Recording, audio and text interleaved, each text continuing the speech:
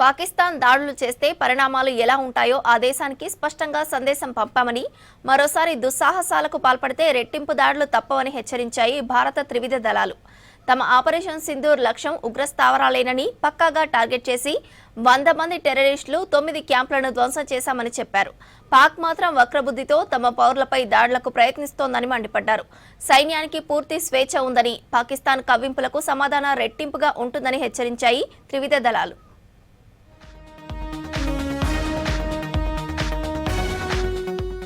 ఉగ్రవాదుల్ని అంతం చేసే లక్ష్యంతోనే ఆపరేషన్ సింధూర్ చేపట్టామని ప్రకటించాయి భారత త్రివిధ దళాలు. సైన్యం చేపట్టిన ఆపరేషన్లో కీలక ఉగ్రవాదులు సహా 100 మందిని మట్టుబెట్టామని ప్రకటించారు. ఆపరేషన్ సింధూర్ విజయాలను త్రివిధ దళాలు మీడియాకు తెలిపాయి. పాక్ ఆక్రమిత కాశ్మీర్ సహా పాక్లోని 4 ఉగ్ర శిబిరాలను నేలమట్టం చేశామని ఆధారాలతో సహా బయటపెట్టాయి. You are all by now familiar with the brutality and the dastardly manner in which 26 innocent lives were prematurely terminated at Pahalgam on the 22nd of April.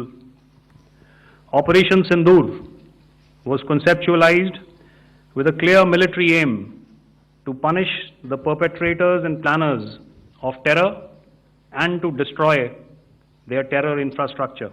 సరిహద్దు అవతల ఉన్న ఉగ్ర శిబిరాలను ఖచ్చితమైన టార్గెట్ తో ధ్వంసం చేశామన్నారు DGMO lieutenant general Rajiv Ghai. స్పష్టమైన ఆధారాలతో 9 శిబిరాలపై దాడులు నిర్వహించామన్నారు. ఈ దాడులతో పాకిస్తాన్ వణికిపోయిందని చెప్పారు. కాందహార్ హైజాకర్ తో సహా యూసఫ్ అజార్, అబ్దుల్ మాలిక్ రౌఫ్, ముదాసిర్ అహ్మద్ లాంటి కీలక ఉగ్రవాదులు హతమయ్యారన్నారు.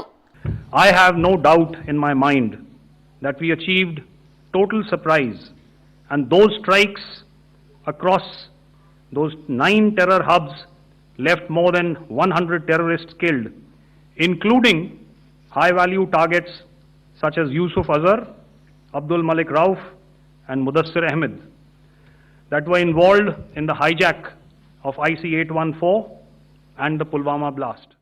మురట్కే ఉగ్ర శిబిరంలోని 4 స్థావరాలను ధ్వంసం చేసిన వీడియోలను ఎయిర్ మార్షల్ ఏకే భారతి విడుదల చేశారు. బహవల్పూర్ ఉగ్ర శిబిరంపై దాడిని వివరించారు. తాము ఉగ్ర స్థావరాలను మాత్రమే టార్గెట్ చేసుకుని దాడులు చేస్తే పాకిస్తాన్ మాత్రం సామాన్యులను టార్గెట్ చేసుకుని దాడి చేసిందన్నారు. శ్రీనగర్ నుంచి నలియా వరకు డ్రోన్లతో అటాక్ చేసిందన్నారు ఎయిర్ మార్షల్ ఏకే భారతి. శత్రువుల కుట్రలన్నీ సమర్థవంతంగా తిప్పికొట్టామన్నారు.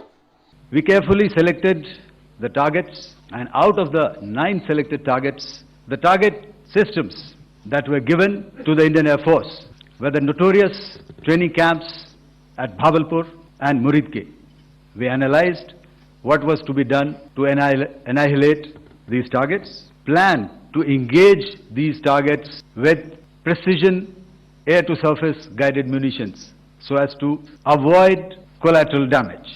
We maintained a robust air defense posture because remember, our objective was to target the terrorists and terrorist infrastructure. Pakistan ఎన్ని దుశ్చర్యలకు పాల్పడినా ధీటుగా స్పందించేందుకు సిద్ధంగా ఉన్నామన్నారు vice admiral AN Pramod. Pak ప్రతిపాదన మేరకే కాల్పుల విరమణపై అవగాహనకు వచ్చామని, అయినా కొన్ని గంటల్లోనే పాక్ మళ్లీ డ్రోన్లకు దిగిందని చెప్పారు. ఇదే పరిస్థితి కొనసాగిస్తే తీవ్ర పరిణామాలుంటాయని హెచ్చరించారు ప్రమోద్. పాక్ కవ్వింపులకు ధీటుగా బదిలిచ్చేందుకు సైన్యానికి ప్రధాని పూర్తి స్వేచ్ఛనిచ్చారని చెప్పారు. Along with the kinetic actions by the Indian Army and Indian Air Force, overwhelming operational edge of Indian Navy at sea contributed towards Pakistan's urgent request for a ceasefire yesterday. As we speak, Indian Navy remains deployed at sea in a credible deterrent posture to respond decisively to any inimical action by Pakistan or Pakistan-based terrorists. Bharat పై దాడి చేస్తే ఏం జరుగుతుందో ఇప్పటికే పాకిస్తాన్కు స్పష్టమైన సందేశం పంపామని, పాక్ దుస్సాహసానికి పాల్పడితే పర్యవసనాలు వేరేలా ఉంటాయని హెచ్చరించాయి త్రివిధ దళాలు.